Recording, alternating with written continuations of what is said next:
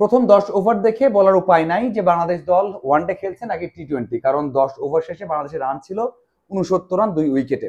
এরপর যখন এটা পার্টনারশিপ দরকার বা শুরু থেকে যখন এটা পার্টনারশিপ দরকার ছিল, সেটা কিন্তু হৃদয় এবং লিটন করেছেন। কিন্তু দুজনের পার্টনারশিপটা আপনি বলতে পারবেন না যে খুব বেশি টি-20 সুলভ ছিল, কারণ হৃদয় 25 বলে 31 করে আউট হয়ে গেছেন। এটা খুব বেশি আপনি বলতে পারবেন না যে টি-20 ইনিংস, সেটা যে কোনো সিনারিওতে হোক না কেন, 2টা উইকেট 7 রানে পড়ে গেছে, তারপরেও আপনি এতটা সময় নিতে পারেন না। তারপরেও এই ইনিংসটা কাজে লেগেছে, আমরা একটা বাহবা দিতেই পারি। লিটন দাস 39 বলে 50-তে পৌঁছেছেন, সেটাকেও আপনি খুব বড় করে দেখতে পারবেন না ওই সময়টাতে। কিন্তু আপনাকে বড় করে দেখতে হবে একটা ইনিংস, সেটা হচ্ছে শামিমের।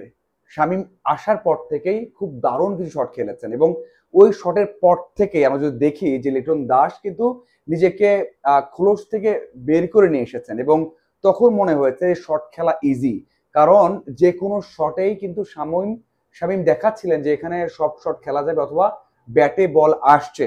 আমার মনে হয় শামিমের ইনিংসটাই সবচেয়ে বেশি ইম্পর্টেন্ট ছিল। 27 বলে 48 রান করেছেন, যদিও রান আউট হয়ে ফিরেছেন একেবারে শেষ ওভারে, এবং লিটন দাস শেষ পর্যন্ত ওই যে 50 করার পর আরো বেশি কার্যকরী ইনিংস খেলেছেন। আমি যদি বলি 50 বলে 76 রান করেছেন, বাকি 11 বলে কিন্তু বাকি রানগুলো করেছেন, এবং তার ব্যাটে 5টা 6, মাত্র একটা 4 এসেছে। এক কথায় দারুণ। যে লিটনকে নিয়ে আলোচনা হচ্ছিল, সমালোচনা হচ্ছিল, আমি নিজে অনেকবার বলেছি যে আত্মবিশ্বাস ফেরানো দরকার, না হলে লিটন দাস বাদ পড়া অবস্থাতে আছে। এখন সেই কনফিডেন্সটা ব্যাক করেছেন 50 বলে 76 রানের একটা ইনিংস দিয়ে।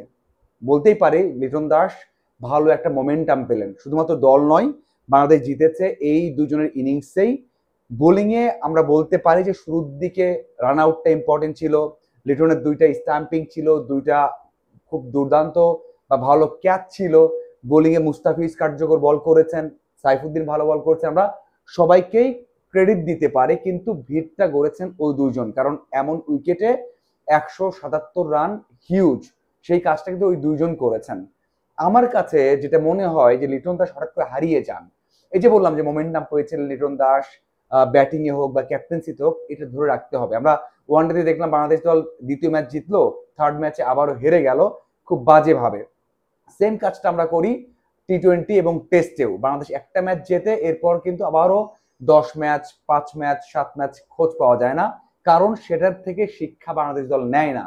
লিটন দাস যদি এখান থেকে শিক্ষা নেন, তার যদি আত্মবিশ্বাসটা বেড়ে যায়, তাহলে ব্যাটিং এও সেই কাজটা করতে হবে।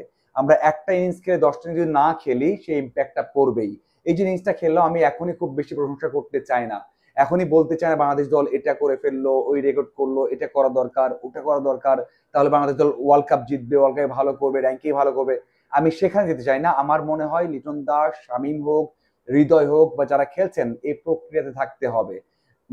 আমি বিশ্বাস করি প্রথম 10 ওভার বাংলাদেশ দল ভালো করেনি, সেখানেও অ্যাটাকিং হওয়া উচিত ছিল। প্রথম 10 ওভার বাংলাদেশ দল একেবারেই টি-20 খেলেনি। শামীম যখন 17তম ওভার শুরু হয়, তখন থেকে বাংলাদেশ দল এগিয়ে গেছে। 17 থেকে 20 ওভার এই পর্যন্ত সময় বাংলাদেশ দল জিতেছে। কিন্তু আরো বড় দল হলে, আরো ভালো সিনারিও হলে, সেখানে প্রথম 10 ওভার পাওয়ার প্লেটাও ইম্পর্টেন্ট, সেটা কাজে লাগাতে হবে। সেই কাজটা এখান থেকে শিখতে হবে। আমরা যদি এখানে এমন করে আবারও সব ভুলে যাই, লিটন দাস একটা 50 করে সব যদি ভুলে যাই, শামীম যদি এই একটা 50 করার পর মানে 48 রান করার পরে আবার যদি ওই যে পাকিস্তান এবং আমিরাত সিরিজের মতো বারবার ব্যর্থ হই, তাহলে কোনো লাভ হবে না। একটা ম্যাচ জিতলাম, আবারও 7-8 ম্যাচ ওয়েট করতে হবে। আমি বিশ্বাস করি এখন থেকে এই কাজটা করা উচিত, যে একটা ম্যাচ জিতলাম, আমরা অনেক কিছু পেয়ে গেলাম, ওখান থেকে বেরিয়ে এসে একটা ম্যাচ জিতলাম, কি ভুল করলাম শিক্ষা নিব, কি করে জিতলাম সেখান থেকেও শিক্ষা নিব, তাহলেই মনে হয় এগিয়ে যাব। তবে এরকম একটা জয়ের জন্য অবশ্যই আমার মনে হয় স্বস্তি আছে, আমার মনে হয় আনন্দ আছে, সাথে হচ্ছে এগিয়ে যাওয়ার একটা অনুপ্রেরণা আছে। আপনার কি মনে হয় অবশ্যই কমেন্ট করে জানাবেন। ধন্যবাদ সবাইকে সহায় থাকার জন্য।